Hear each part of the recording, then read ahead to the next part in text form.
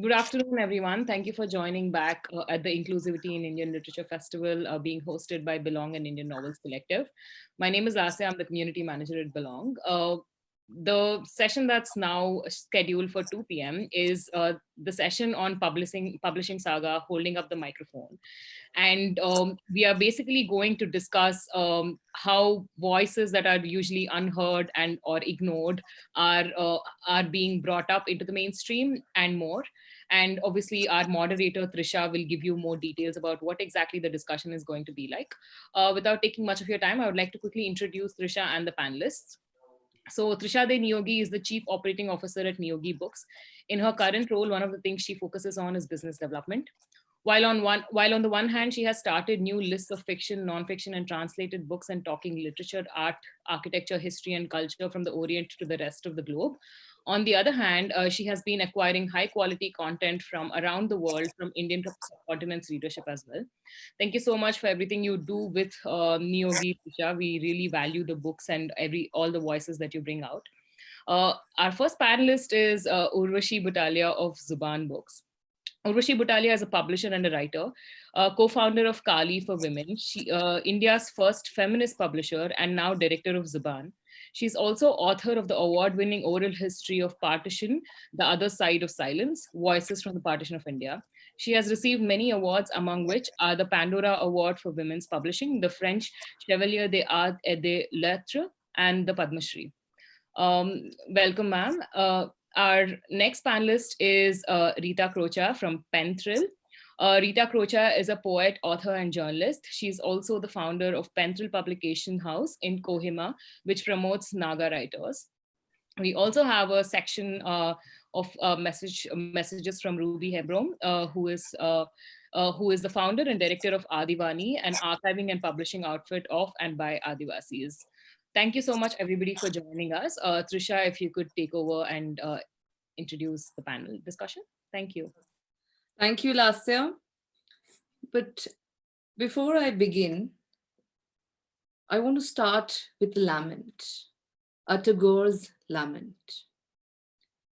O মোর দুর্ভাগা দেশ, যাদের করেছ অপমান, অপমানে হতে হবে তাহাদের সবার সমান. My unfortunate land, those you have daily disdained, one day you must find yourself equal to them. Tagore here is talking about a future where we must, all of us, must be on the same level. And I'm happy to see that the beginning has already been made in various fields, including publishing. But we must note that we hear stories that are shared with us. We haven't heard everything. Many a times, the same stories are told over and over through different mediums, and perhaps because they're popular, but it creates an expectation of one path, a singular point of view, one story to tell. What Tagore understood 100 years back, we still find it existing. People from all different backgrounds have been pushed aside, marginalized, and not given a platform to share their unique perspectives. And hence, let us address the topic in hand, holding up the microphone, a publishing saga, with the veteran publisher and a role model for several young women like me, Urvashi Butalia, Vishu, Rita Krocha, Ruby Hembrom. Unfortunately, Ruby could not join us today because she's traveling, but we managed to catch up with her earlier this week, and we managed to get her to send us her videos. Also, as a publisher at Niyogi Books, I try my best to have as diverse a voice as I can through the books I publish. However, I find great inspiration in their work, as well as works of other publishers like Navayana, Yoda Press, Panther Paws, and many others. I'm also glad that Indian Novels Collective and House of Belong have also upheld the mantle in doing what is a necessity today. With this, I would like to begin with my first question. My first question is to Urvashi ma'am. Um, I cannot see Ma'am. Is she here? Yes, she's here. Uh-huh. Um, as Albert Einstein said, we cannot solve our problems with the same level of thinking that created them. How do you see publishers like you flipping the script? Hi, Trisha. Thank you so much. And thanks to Belong and the Indian Novels Collective for setting up this panel. So, Trisha, if you just look around you, even today, look at you. We've got Ruby, who should have been here. She isn't here, but we've got her voice. We've got Rita. You look around at the publishing world, it's populated today by amazing young women who are doing all sorts of interesting things. So clearly, the goalposts, everything's shifted. So when we started in 1984, you could count the number of women on the fingers of two hands. They were not in executive positions. There were a few editors. Mostly they were in admin positions. So that's a major change. And that is, we started on a premise. The premise has completely shifted now. Yeah. Similarly, in the ways in which, in the publication of, say, marginalized voices, there are so many younger publishers. You yourself named some, Panthers for Navayana, Yoda, so many others who are Niyogi, who are doing really interesting stuff and who are bringing ever newer voices to something. To the process started by, say, some publishers several years ago, and therefore enriching our literature. So I think the coin flips all the time. These are just two instances, but there are many other things I could talk about. But I think the coin flips all the time. Your realities change all the time. And really what you have to do is to keep pace with them, understand them, listen to what's going on, and then work within that. So that's the challenge of it, really. Yes. Even today, like right now, I started reading translation perhaps quite late, maybe in my early 20s. But since then, I've read books like Breathing Gender or Translating Caste. I don't remember the authors right now, but these things in translation studies also remind us that more and more people are getting conscious, and I think it's a great thing that I've learned from my parents as well as from everybody I've come across and spoken with. But I'd like to ask one question to Rita. Um, you were Rita, can I see you? Unfortunately, yes. Okay. So you are a publisher based out of Northeast. While Northeast is a very administrative construct, we cannot ignore the multilingualism or the multi-ethnicity of that place or the region. What is your strategy to publish? Um, yes. Thank you, Trisha. Though we have so many languages here being spoken in Nagaland, I think it also helps that English is the official language. All the books that we have been publishing so far is in English.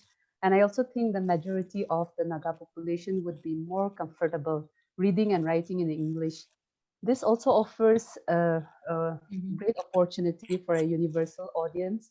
And although our book market is quite limited and confined to the state and a few scattered places in the Northeast region, there is a viable scope to market our books outside as well. But honestly, when I started with publishing, I didn't have any strategy in place. It was just my love for books and writing that sparked that interest. I'm glad that venturing into publishing, regardless of how small it is, has provided the much needed platform for many upcoming writers in the state. Mm. And editors and designers that you work with in your organization. And yes, the first time I met you, I was already inspired by the work that you were doing. So it's been more than a year now, I guess. Right. Yeah. But Now I wanted to ask this question about our sustainability, and this is a question to both of you, to Urvashi ma'am first. Um, we all have a desire for inclusive publishing, but the real problem is to find a symbiotic relationship between the needs of a commerce of the thing to sustain ourselves financially, as well as to come out with more diverse voices. And you've done that since the inception of Zuban. You've given voices to underrepresented voices of women.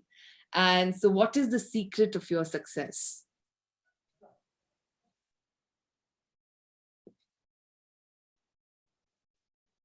Sorry, I didn't realize I had muted myself. Hi, Rita, great to see you. Trisha, I don't know if we can call it success. The thing is that it's hard, even today. I mean, we've been publishing for over 35 years, and we haven't gone under, but it is hard to keep your head above water. I think that being clear, as Rita was mentioning a minute ago, that what you want to do is important, and it's not money that is the driving motive. So if you can actually even just break even, then you're fine. So we haven't ever tried to sort of get into the profit motivation thing. And there have been times when we have made losses, and there have been times when we have broken even, and there have been times when we have gained a little bit. So it kind of evens out, and it helps to have readers who are interested, committed, and who will go out seeking the kind of books that we do, and the kind of books that so many other independent publishers do. And it's also kind of, you're always faced with the reality that the path of getting an investor is never open to you, because really no investor is interested in this kind of thing. Yes. So that's a reality check that keeps you straight and makes you, and you keep your overheads low, or at least you try. And I think what also helps is to have really interested, committed, involved colleagues who help to keep, who believe in the ideology, and who are not there themselves for profit, but because they believe in what you're doing. And that really makes for a collective functioning, which is very precious. So I figure that even if we go under in the next X number of years, the thing is that we'll have done our best. And after that, okay, if you don't create a publishing house that lasts 300 years, well, big deal, it's okay. But the books are always going to last, I'm sure. Books will last, those voices will be there. Yes. That's what I feel is the most satisfying of this work, that at least those voices will be heard somewhere in the rest of the world. Definitely. Rita, would you like to share your views as well? Yeah, so for me, I got into publishing with zero business knowledge. Like I knew literally nothing about it. And when I started, it was just books, as I mentioned earlier, my love for books. And so it was quite a challenge. Like with every book that I publish, it's like a lesson for me. And but in the last few years, I've also learned that if I'm going to stay in this industry, I would also have to, sustain myself. And but thankfully, I also noticed that a lot of upcoming writers come to us with their manuscripts, and with more books, we have also been able to sustain ourselves. So I hope it will just get better and better in the years to come. Absolutely. But let me go back to one thing which Urvashi ma'am said about interested and involved colleagues. Now, when we talk about human resource development actually skill development and human resource enhancement, I've followed your work for so long that I know a lot is happening. Apart from your internships that happen and everything, how do you think how do you think this has ultimately contributed to your publishing program? Uh, Uh, Trisha, you're asking me this question? Yes, Or, yeah? yes, Urvashi ma'am. Okay. You have to stop calling me ma'am, actually. Okay. So, I think this actually goes back to the earlier question you asked about the idea you start out with is not the idea that the Einstein quote that you used. Mhm.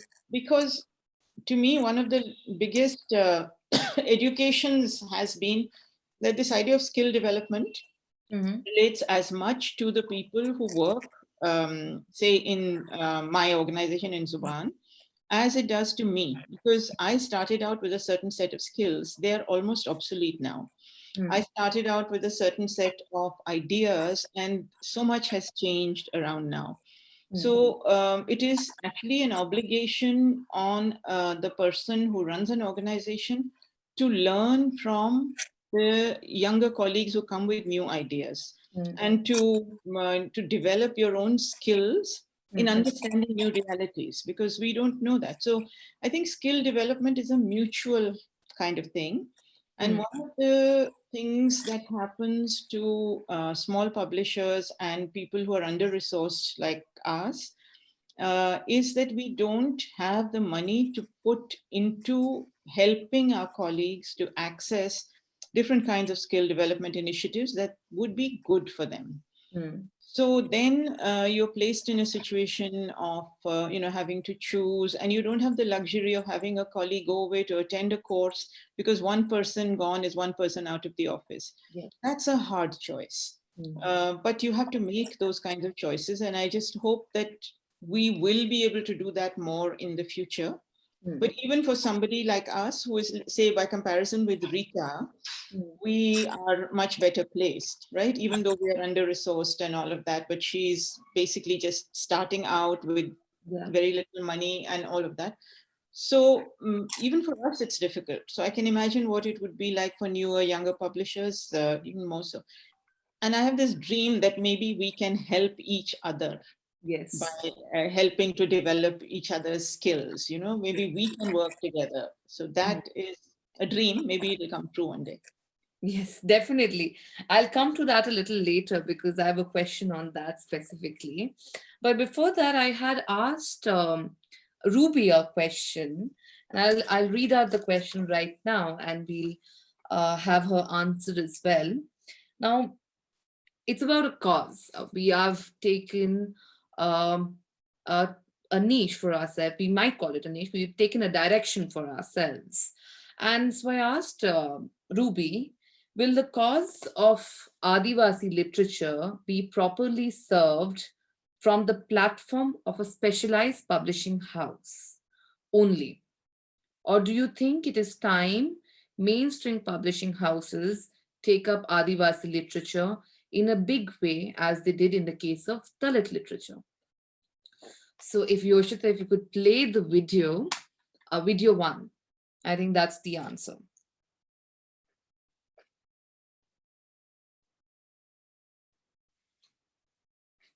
Can't hear her and it's going very fast. Yoshita, you might have to connect your audio and start replaying. Yeah. Unmute yourself if you can. Yeah, connect your audio and unmute yourself.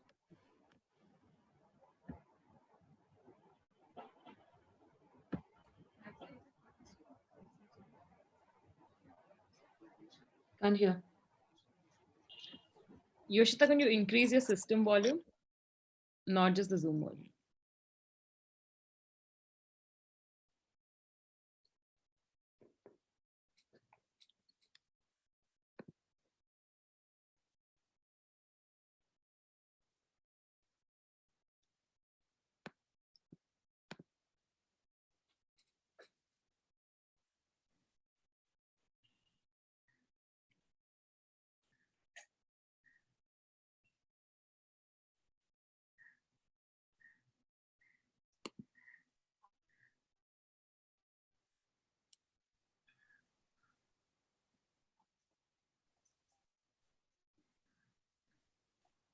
Can't hear. Still the same problem.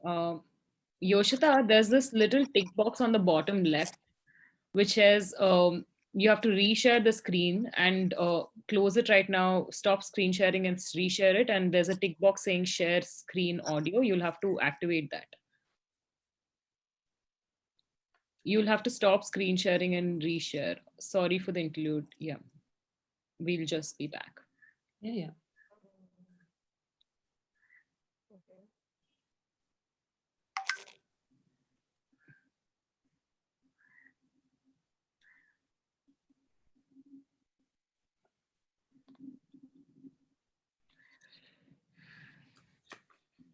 Should I go ahead or should we till this is solved? Yeah. I think if you can just move forward and Yoshita, I don't know what exactly. So yeah, if you can just move forward and we'll play it back. Wait a second. I think you figured it got it figured it out. Okay. Let's just wait for 5 seconds more. Because the answer is interesting and I'd like our discerning audience to actually hear her.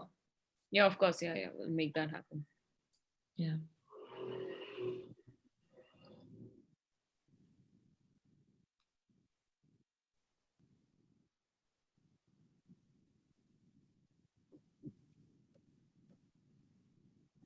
I'd say that the history and presence of Adivasis has been one of discrimination, marginalization, exploitation, and invisibilization, and that includes our literature as well. My publishing is an act of preservation and resilience, addressing the question of how will we recognize we are Adivasi when everything that makes us so is taken from us or lost. In that, they automatically become literary entities, memory and commentaries on Adivasi being. This is a testimony to our publishing perspective and approach, which may or may not resonate with other independent or mainstream publishing ventures. And in that, I know it's not for me to say what anyone or the mainstream should or should not do to serve Adivasi literature. What I know is we're not asking to be served, rescued, honored, or become a diversity box checked.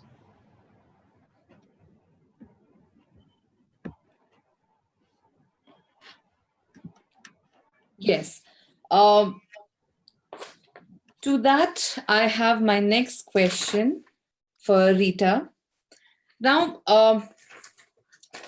we were talking about challenges. What are the challenges that you face while publishing from Nagaland? Has digitalization helped you increase the reach across the country? Because we sitting in Delhi, I think most of ancillary industries and almost everything is centered in Delhi. It's interesting to know that you published from Nagaland, and that's why this question, this inquisitiveness, this curiosity to know how it works for you.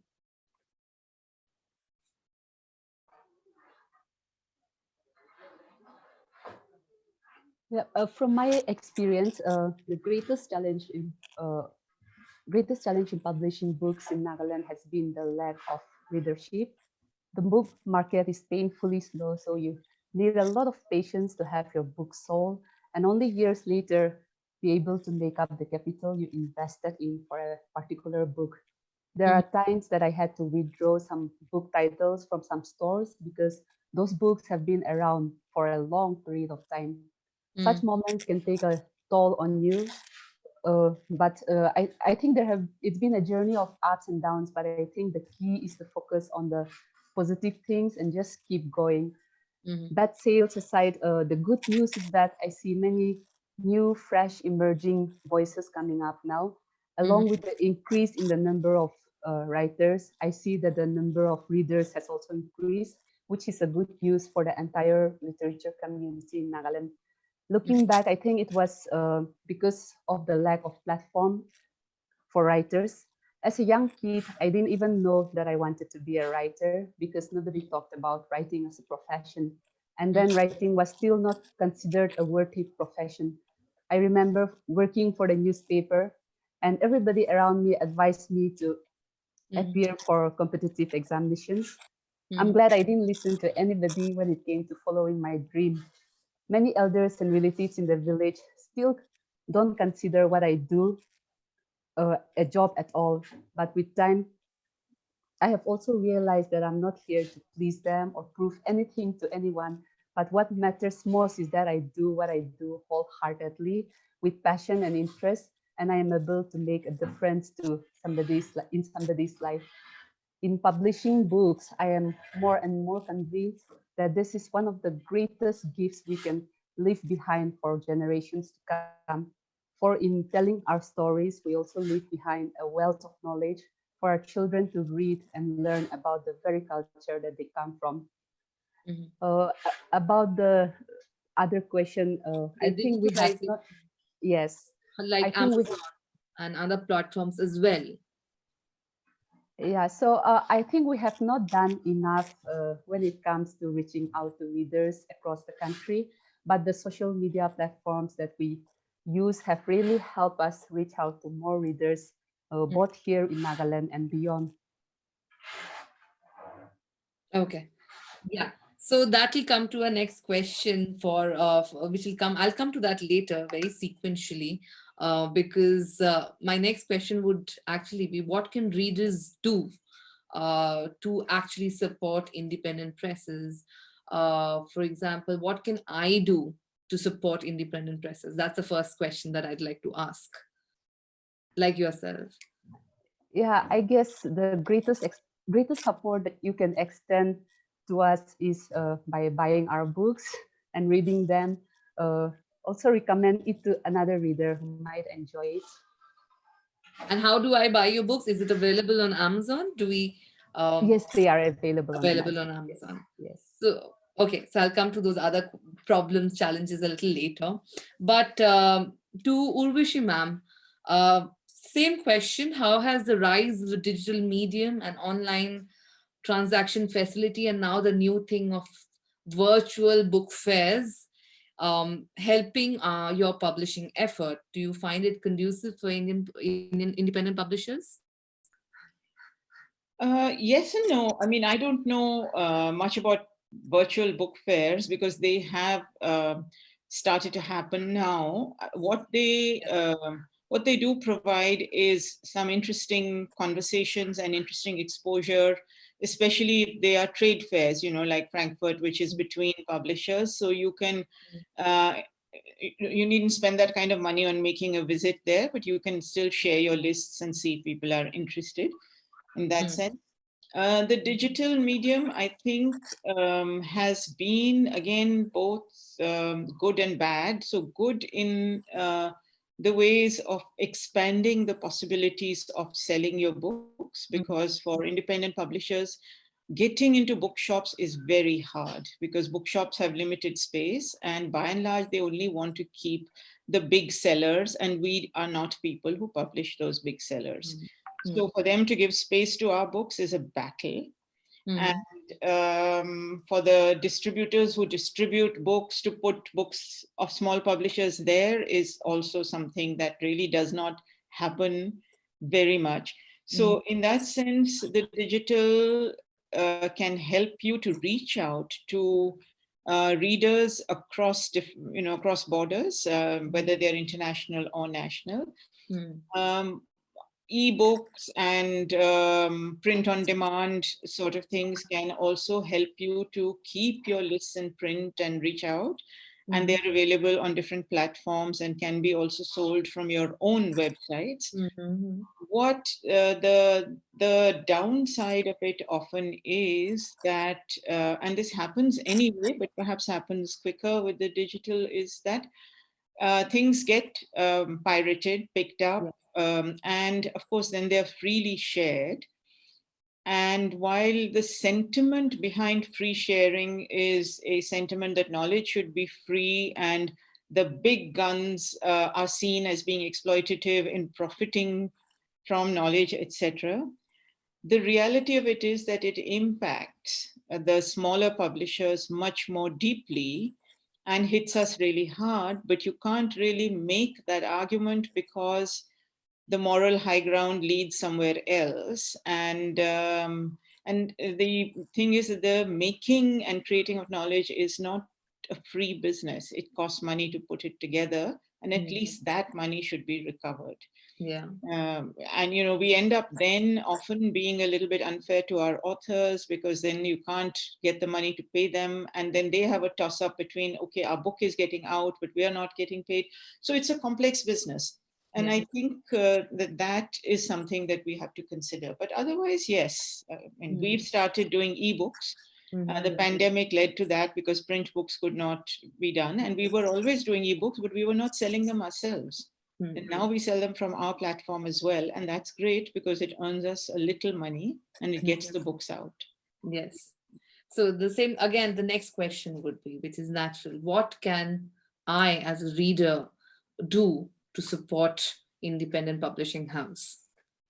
Well, of course, Rita said the most important thing, which is buy more books. I was nodding when she was saying that.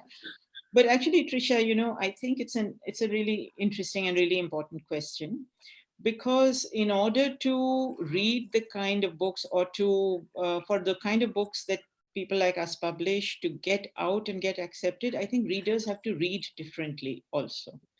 I think that they have to seek out different things.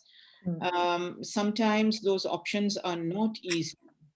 And say, for example, if you are publishing a book which comes from somebody who is writing in a dialect, and you're publishing it in translation,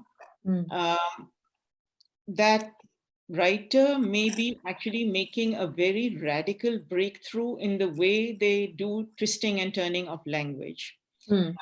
But for the reader, that might seem like a bad translation. Yeah. And there is somewhere that you have to understand historically where that writing is coming from and meet the author halfway.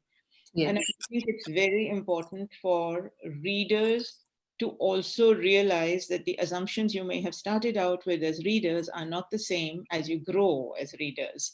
And that would really help, I think, for newer voices to be heard and read and listened to and accepted. Yes, I actually have experienced this several times, because I'm interacting with readers quite a bit on the front line. And I've really understood that the change is also not easy. It takes time for you to grow into newer voices and everything. And just buying books cannot really make an impact that we are trying to do. It has to be read, most importantly. So when we're talking about reading, you've spoken about translation, but could you tell us a little bit about how to understand, how do you get these authors? How do you check for authenticity of these voices?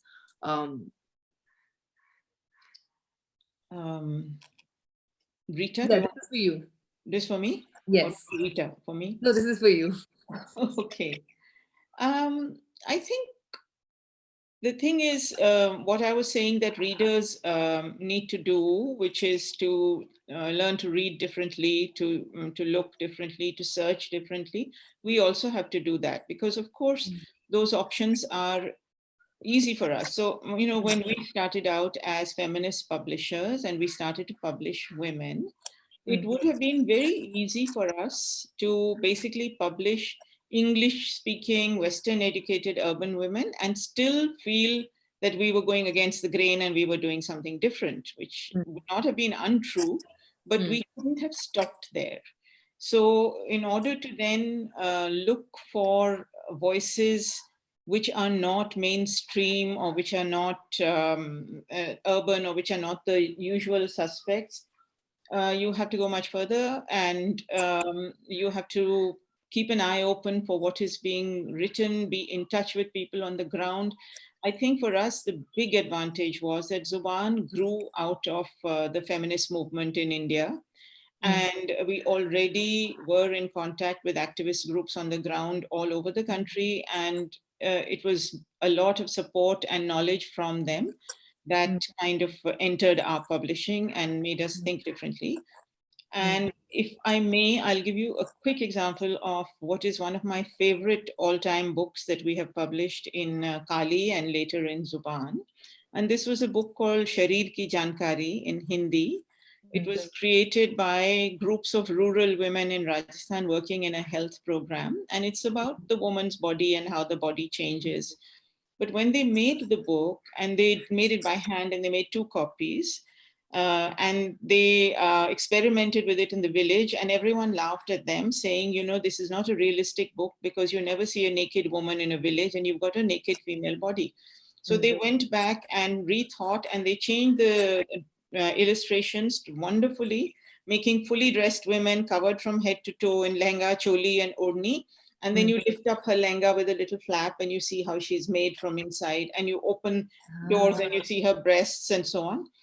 And when they brought this book to us, we were so excited. And they made 2 conditions for us. One of them was that we would not sell the book to a village woman at a profit. We would sell it at cost. The other one was that 75 of them had written the book, and all 75 had to be acknowledged on the cover as authors. Okay. And that was my first unlearning of all the knowledge that we had been taught about authorship, and, you know, which is always seen as individual or 2 people or 3 people. So in a sense, when you start listening to voices from the margins, you have to unlearn a lot of things you've learned, and you have to learn to listen differently. And I think over the years, we've had to teach ourselves that. Yes. Unlearning. That's what I'm doing at this point of time as well. But when I caught up with Ruby, and I read one of her articles on Scroll, and she written, I run Adivani like we are in perpetual crisis. And so I asked her a question. As an independent publisher with a strong voice, what is your biggest challenge in publishing a book? So can we play video number 2?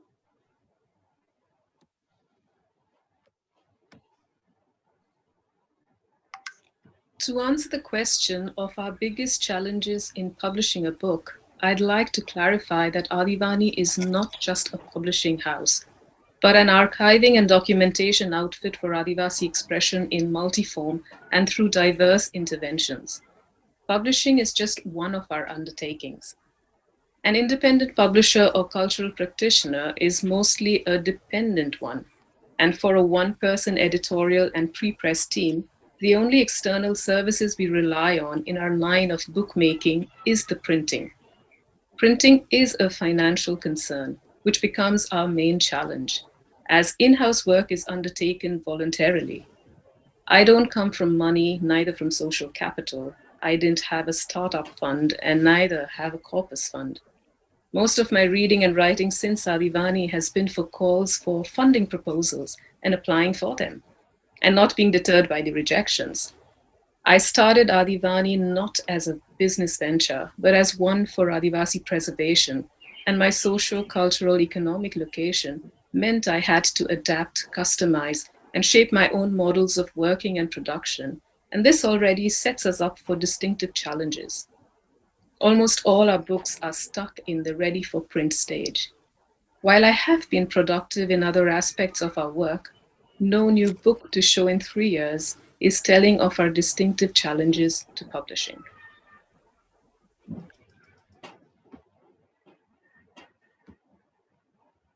So, Rita, the next question is to you.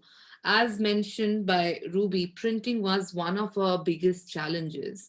Apart from low readership and of course, the similar problems, do you think, what are your challenges specific? I'm very keen on understanding your distribution problems.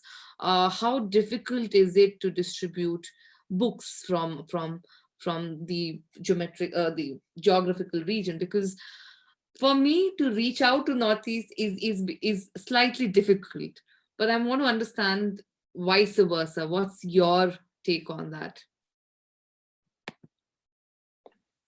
Yeah, so as I was just listening to Ruby's talk as well, I was thinking, yeah, printing is one of the problems that we face here as well, because we don't have, a good number of printing presses here. So Okay. there's one that does the entire thing, but we usually have our books printed from Guwahati. So Okay. that's quite a long process. Like we send them, and then they transporting the books to us. It's Mm, quite a long wait. And apart from that, the distribution part, it's not really organized here, as in we don't have book distributors as such, I think. So what we normally do for our books is keep them in the few bookstores that we have here in Kohima, Dimapur, and a few scattered places in the other districts.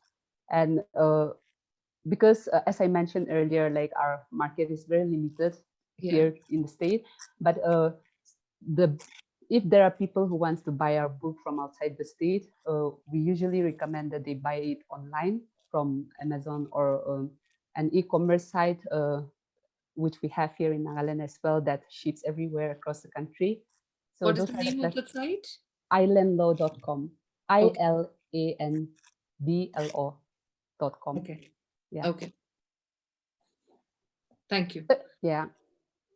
No, please carry on. Sorry, I just thank you for the link.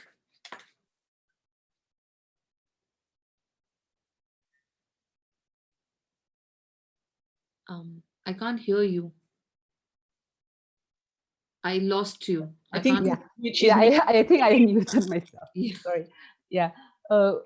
We have very few proper bookstores here in Nagaland. Like for instance, in Kohima, I can literally count them. Maybe two, Crossword, and another independent bookstore which started last year.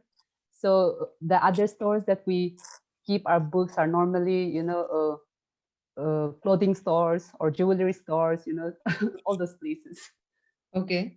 Yeah. That's actually a very interesting strategy. I was just exploring the French market, how they distribute their books, and they have these leisure stores, and they try and cross sell their books. If it's a sports book, they sell it with sports. So I think that's the learning that I am getting today. Even cafes as well. Yeah, a lot of cafes are here, so we keep our books in those places as well. Which is interesting. But one more question. I think we are running out of time, but I have two questions overall for the thing. But one question, as Urvashi ma'am said, read differently. I want to focus on the oral literature, which is very, very important in the Northeast, and especially, I think, in Nagaland as well. There is some conscious documentation being done. And as a matter of fact, I know some of them have been done by Sahitya Academy and NBT as well in the past. But as an independent publishing house, what role does an independent publishing house play, like yours, play in this regard? Yeah, so growing up, I remember like sitting around the fireside and listening to my grandparents narrate folktales to us. Sadly, that tradition is fading now, and children of today's generation will hardly encounter this warm, beautiful experience. Personally, I have been blessed to listen to stories that especially my grandmother would narrate, and I've had some of them recorded in the hope to publish them someday. One of my favorite stories, titled Shoposho, that talks about a special kind of friendship between a tiger and a young boy, is already being published under the imprint of Fentrill as a Naga folktale children's book. Other than that, we have collaborated with the Naga Heritage Center in publishing the first volume of People's Stories, a collection of stories and traditional teachings gathered from Naga elders, written and compiled by Avinyo Kire and Meneno Bamuzor Shako. These are a few of the initiatives we have also taken in documenting the oral tradition of literature that has been passed on from generations to generations. We hope to publish more of such books in the days to come. Okay. Also, just before it struck me, we should talk about collaborations. Do you think collaboration with another publishing house, maybe a multinational or any publishing house like that, could also help increase the visibility of the work that you are doing, the kind of work that you're doing? Why not? I'm sure that will help a lot. Then I'll have to get in touch with you very soon. Yes, please. With that, I think we're shooting out. We're really late. But my question to Urvashi ma'am, if I had not known better, I would have actually asked you to select your favorite book. But for me, for example, for me, all my books are my favorite. So, but if you have to share a list of, say, 5 books, which is perhaps representative of your publishing portfolio, what would those be? Because I know you have a Northeast list as well, specifically dedicated to that region. So 5 books, perhaps? That's a really tough one. I can't think of 5. I think all of them, I mean, I love every single book we do. So I'm going to cheat on your question and say all the books from the Northeast as one, all the books we do from Kashmir as one, all the books we do by Dalit women as one, all the books we do by queer and trans writers as one. Yes. And that's 4 lots. That would be, I think, that should do it. And all the translations we do. Yes, so that's why I said 5, because I'm aware of all 5 of them. Yes, but not 5 books. It would be really tough to find 5 yes, books. and I'll mention some of my favorites. I think the one from Manipur, that translation, I was in Manipur when this book was launched. The collection of short stories. Crafting the Word. Crafting the Word. That was one of my favorites. Even the book on short stories from Nagaland, they were also my favorite. Then Baby Haldar being one of them, and there's so many I can't even start naming them. Yeah, but some of them I absolutely remember. So definitely I've named them. I'll write down the names if later on as well. But Rita, can you name a couple of your books? Like you've mentioned one, and that's most interesting because I like how nature is very strong, how it's intertwined with our literature and oral culture. So I like that book. I actually read about it. I have to get it, and I will in due course of time. But some of your books that you'd like the people from the rest of the India would also be able to relate to them, something like that. Yeah, so like Urvashi mentioned, I think I like all the books that we have published also, but maybe, and it would depend on your interests for which kind of book, but maybe you could check out People's Stories, which I mentioned earlier. This book captures and documents the riches of Naga oral literature with stories ranging from the early days in Naga history and traditional teachings gathered from Naga elders. Yeah. The other book would be Where Tiger Comes to Town by Kaja Kelyefiso. Yes. This book would take you back to, to the Kohima of the 80s and the 90s. And if you're interested in poetry, I would recommend Love, Lust, and Loyalty by Yumi Vashum, a writer from Ukrul, Manipur. This book is a collection of poetry that talks about coping with sexual abuse as a kid, of falling in love, and of heartbreaks. You might also be interested in The Morning Years by Nini Lungalang, which is also one of our latest books, which was published posthumously. Okay. Now, my reason behind asking this question was, since we are talking about reading differently and being more informed and diverse readers, this would perhaps be a starting point for a lot of readers who haven't yet consciously made a decision. So that's why this question I felt was important. And yes, with this, I'll have to stop talking and take some questions from the audience. Trisha, can I step in here? I just want to, because Ruby is not here, I would just want to say that Adivani also has some lovely books which everybody should look into, especially their children's book about the creation of a Santhal. That's beautiful. And I think she's still waiting to complete the 3rd book, which is illustrated and ready. She doesn't have the funds to print it. But the first 2 are printed and they are absolutely gorgeous. So I think if we need to read something, pick one thing from Adivani, it would be the creation story. Yeah, thank you for mentioning that. That's great. It is a beautiful book. Yeah. Yes. So we have to take questions, and how do I? So can you see the Q&A box at the bottom right? There's a chat. There's a Q&A. Can you see the Q&A box? Yes. So that's filled with questions. Yeah.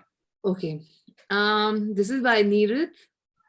What are the 2 or 3 tangible things that can be done to help people read better? Would anybody, like Urvashi ma'am, would you like to take this? I think, I don't know whether there is a way in which one can help people to read better. I think it's the readers themselves who have to perhaps cultivate a different kind of curiosity and look really beyond the obvious. So if you go into a bookshop, I would not really look at the books that are out there in the front line, put, the ones that are selling the best, but go and seek out stuff in their bookshelves, which is perhaps hidden from view. Ask the bookshop staff to advise you on newer things, the kind of voices you're looking for. If there is a women's shelf, if there is a shelf of, marginalized voices, tribals, Dalits, others, you have to seek out these things and look at them, read, go to different websites and read what is on the net, and that will also lead you to some interesting links. These are some ways I can think of at the top of my head.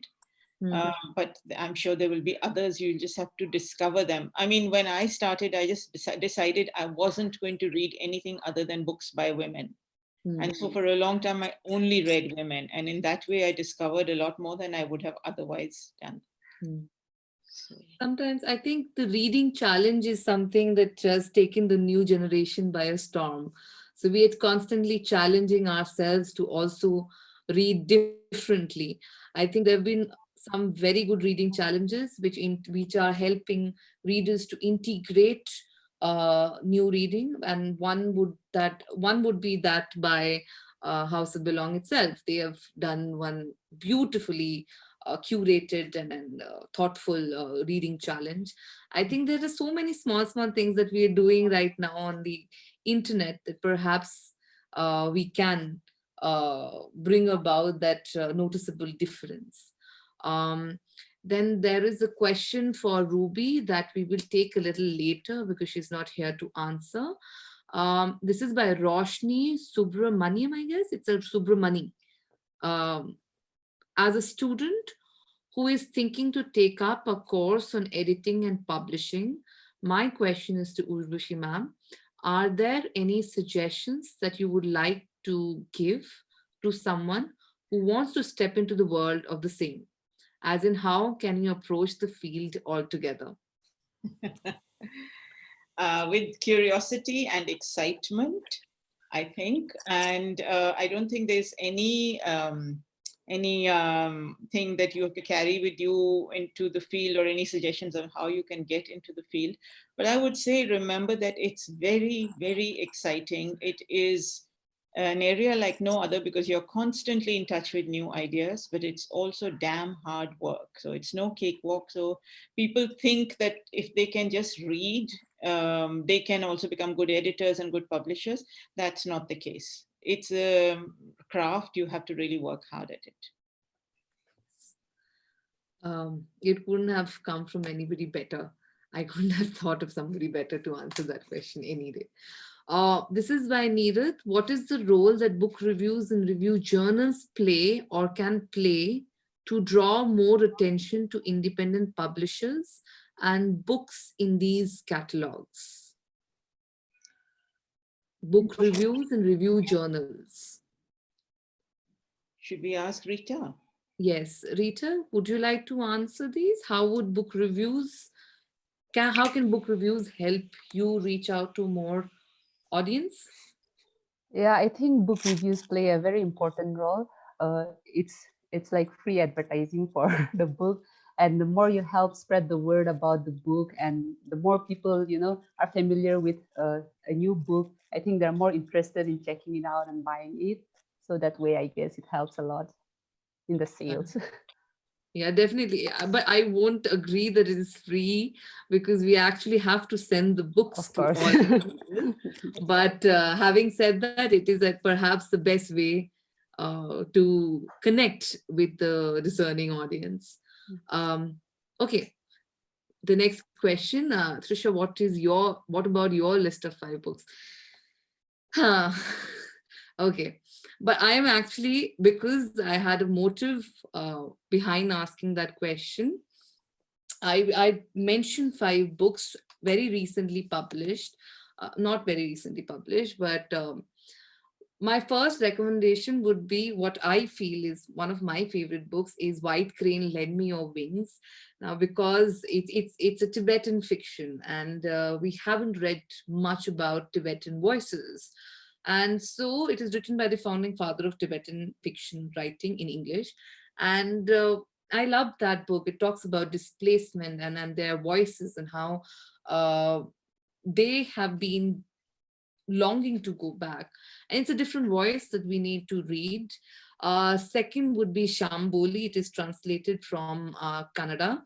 It is a biography, autobiography of a what do you say, a manual scavenger, and how he became how he entered the literary scenes in Kannada, and he was quite well respected for his writing as well. Then the third would be Beasts of Burden by Imayam, translated from Tamil. I'm also working on a new book called Generations. It's not a new book, but I'm going to publish it in the month of June, July. It's called Generations, again translated from Tamil. It's about generations of perpetration of certain traditions, which we need to break out perhaps today. We have to break out of it. Not going into the details of it yet. And maybe this one, A Plate of White Marble by Bani Basu, translation from Bangla, talks about widows and the status of widows in our society. As a matter of fact, yesterday I was just going through the special days marked by UN, and there is a day marked for widows. But we haven't seen much difference. I was trying to figure out what is the difference. I don't think there has been much difference till date. There is a lot of social stigma which still goes around. Anyway, next question. Is there a common platform to access all the works of regional writers that write in English? I don't think, I may be wrong, but I don't think there is any platform like that. Would you know, Rita or Urvashi ma'am? No. And I am not aware of one. Yeah, nothing like that I know of also. Yeah. Okay. Also, I would just say, I sometimes worry about our use of the word regional, because it kind of makes the writers seem like they are something less than the national. I think they're all actually just writers, or so I would just say don't call them regional. Indian writers. Writers, yeah. Now the next question, Rita, also because you've published poetry and you mentioned it today, what is expected of a poetry manuscript? That's a very hard question. I think it should just contain poems, primarily, and then we'll check out and see if it's good enough to be published. I think I know where this question is coming from, because a lot of mainstream publishers, including me, not excluding myself, we do not publish poetry.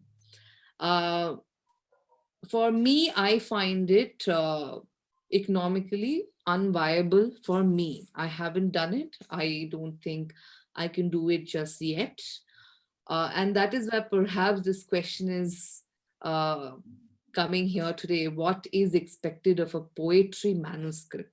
So, Urvashi ma'am, would you be able to say anything on this? Well, I mean, like all choices, what you eventually publish is subjective, even though you even though you use certain criteria to judge whether it's a manuscript worth publishing. But like you, Trisha, we also don't publish poetry. We publish historical poetry. So we've done Kashmiri historical poets or Andal and things like that.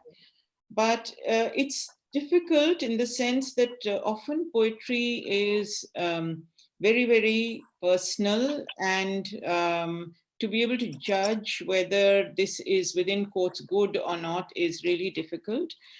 Secondly, often poetry manuscripts are very slim, Yeah. and that makes it difficult to publish them for many strange kind of practical reasons, partly because they don't have a spine, or they have a very small spine and they disappear inside bookshops.